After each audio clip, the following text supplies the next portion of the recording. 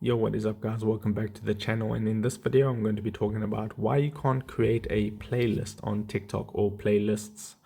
So you can see on this specific profile they have these playlists here right at the top that people can go ahead and click on.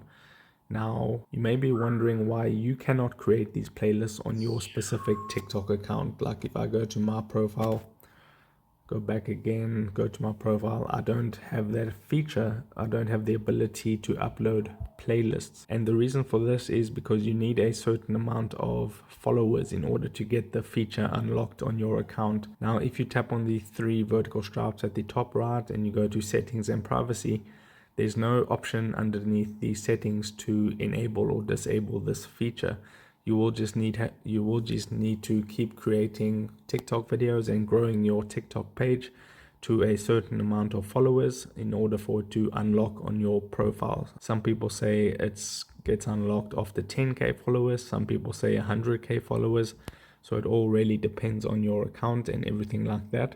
So that is why you cannot create a playlist on TikTok. So if this video helped you out, don't forget to drop a like onto it and subscribe for more, and I'll see you in the next video. Take care.